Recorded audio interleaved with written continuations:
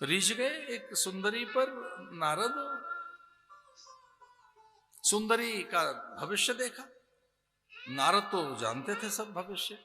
भविष्य देखा तो बोले इसे पाने के बाद मैं सब पर शासन करने लगूंगा, सब मेरे अधीन हो जाएंगे।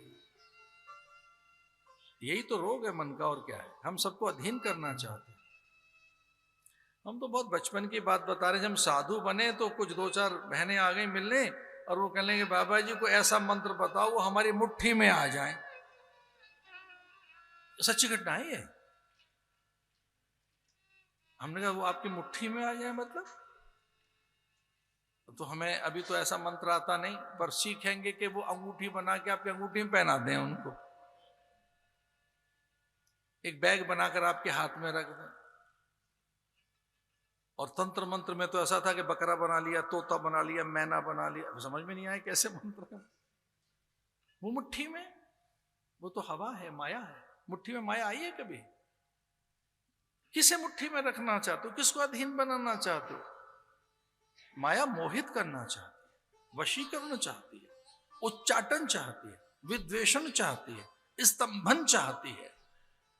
जो सही नहीं है उसे, जो हमारा नहीं बन रहा है मार दो उसे। हिंसा चाहती है, जय चाहती है माया।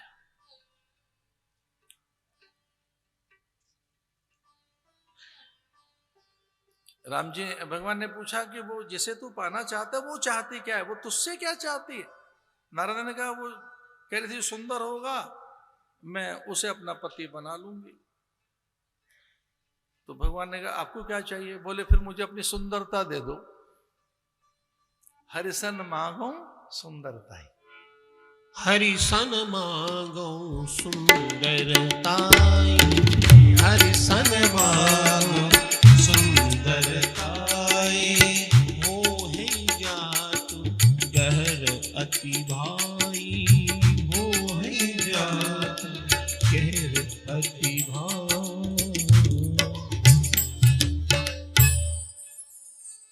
वो विश्व मोहिनी के मन में क्या चल रहा है? उसके पिता ने कहा जी मेरी पुत्री उसको चाहती है जो सुंदर हो।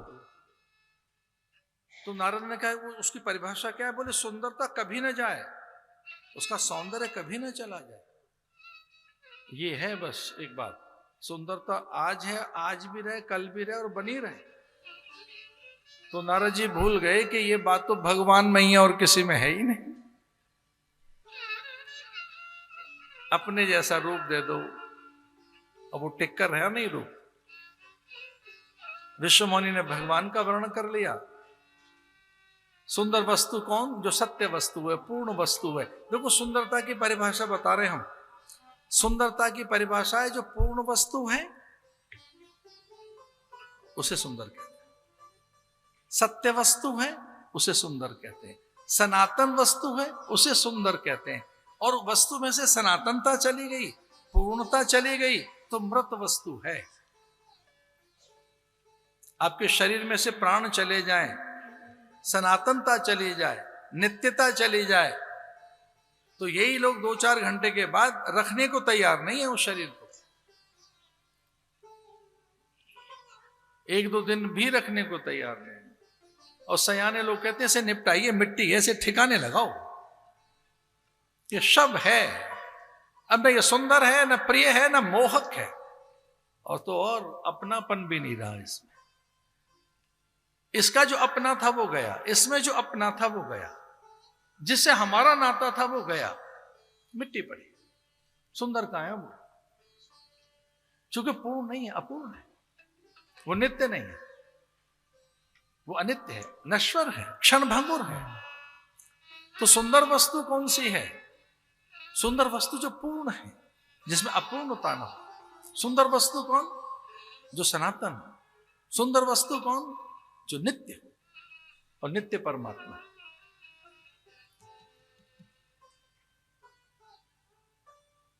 हम वही तो चाहते हैं, कुछ छूट न जाए, कमी न रहे, अभाव न रहे। कुछ ऐसा इकट्ठा कर लें अभाव न रहे। परमात्मा ही है जिसे पा लेने के बाद सारे अभाव मिट जाएंगे। उसे पाने का प्रयास करो, उन वस्तुओं को पाने का प्रयास करो। नारद जी ने श्राप दे दिया कि आपने मुझे बंदर का समूह बना दिया, और जैसे मैं स्त्री के लिए व्याकुल जैसा हूं माया के लिए, एक दिन अब भी ऐसा ही करेंगे। आपको राम बनने का श्राप देता हूं, जंगल दर जंगल भटकने का। जय विजय की भी कहानी है। अरे केवट के नाव में कौन बैठेगा, शबरी के झूठे बेर कौन खाएगा, कौन है जो अहिल्या का उद्धार करेगा, कौन है जो ताड़िका का तारण करेगा। इन सबको ये मिले हुए थे वरदान, राम आएंगे तो तेरा तारण होगा। ताड़िका के लिए, अहिल्या के लिए भी वरदान था, जब तक राम नहीं आएंगे तेरा उद्धार नहीं होगा, जब तक राम नहीं आएंगे धनुष नहीं टूटेगा। और हाँ, रावण के लिए भी यही तो एक था वरदान, जब तक राम नहीं आएंगे रावण का वध नहीं होगा। कौशलो नाम मुदितः स्फीतो जनपदो महान, निविष्ट सरयू तीरे प्रभूत धन धान्यवान। अरे पार्वती, चल तुझे सरयू के तीरे ले चले हम, जहां प्रभु आ रहे हैं, जहां भगवान आएंगे। वो सरयू के तीर है, और सरयू स्वर्ग से लाई गई है, गंगा की बहन है सरयू। सरयू धरती की नदी नहीं है, बाहर से ऊपर से लाई गई है। कौशलो नाम मुदितः स्फीतो जनपदो महान, निविष्ट सरयू तीरे प्रभूत धन धान्यवान। पूछा पार्वती ने, नाम क्या है उस जगह का? तो भगवान कहने लगे, अयोध्या नाम नगरी तत्रासी लोक विश्रुता, मनुना मानवेन्द्रेण या पुरी निर्मिता स्वयं। मनु ने अपने हाथ से तो बनाई वो नगरी। आयता दश द्वैच योजना नाम महापुरी, श्रीमती त्रिणी विस्तीर्णा सुभक्त महापथा। राजमाग्रेण महता सुभक्तेन शोभिता, मुक्त पुष्पा विकीर्ण जलशक्तेन नित्यशः। ताम तु राजा दशरथो महाराष्ट्र विवर्धना। वहां अरे पार्वती, फिर एक दशरथ नाम के राजा, दशरथी, जिन्हें देखकर इंद्र भी अपना आसन त्याग दिया करते थे।